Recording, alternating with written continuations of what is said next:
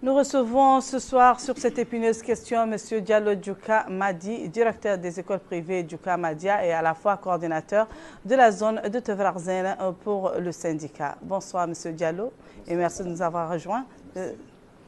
Alors, tout de suite, comment expliquer qu'un secteur aussi primordial comme l'a souligné M. Ramdan de la Fondation soit laissé pour compte durant cette crise? Bon, madame, c'est vraiment la véritable question que nous-mêmes nous posons chaque jour, parce que, comme vous l'avez dit, un secteur comme celui de l'éducation, et qui dit éducation, donc à notre sens, je l'apprends à personne, c'est le fondement de tout processus de développement. Bon, mais pourtant, en tant que secteur privé de l'éducation, nous sommes là, laissés pour notre compte.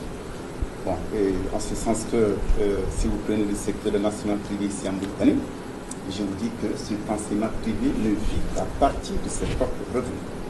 Et là, dites-vous bien que pour une année scolaire, donc 9 mois.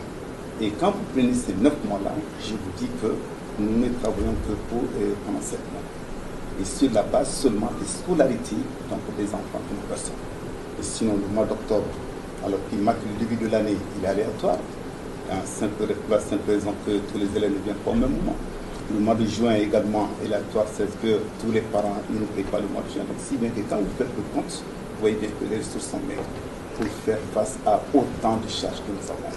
Justement, à ce jour, et surtout au niveau de la tutelle, qu'est-ce qui a été entrepris pour sortir de l'ornière?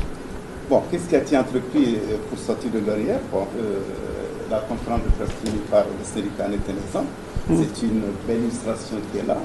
Et si je suis là ce matin, je crois que c'est pour en tout cas apprécier à sa juste valeur ce cri de cœur qui a été lancé donc, à partir de notre centrale syndicale, à travers donc, son président, M. Dibousseri, qui a en tout cas de manière claire exposé le problème que connaît ce secteur privé-là.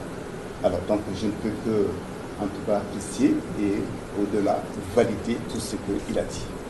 Bon, ceci étant, donc, je crois que cette conférence de presse-là, comme son nom l'indique, c'est une manière de communiquer, de nous faire entendre, donc de faire passer le message auprès de qui le doit.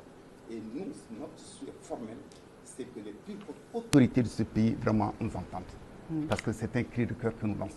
Ce secteur de l'éducation, en tout cas, connaît des difficultés énormes.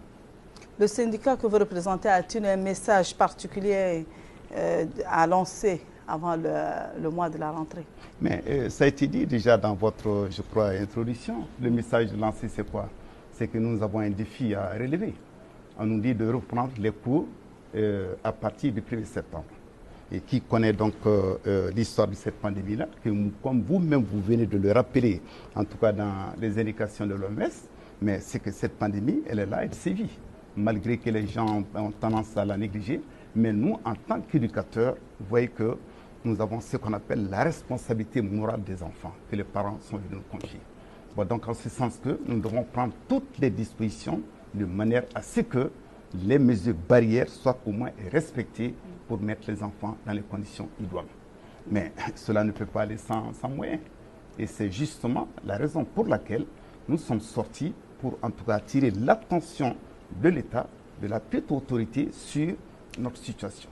Et que franchement, nous sollicitons l'aide de l'État en termes clairs, madame. Merci, M. Diallo. Merci, madame.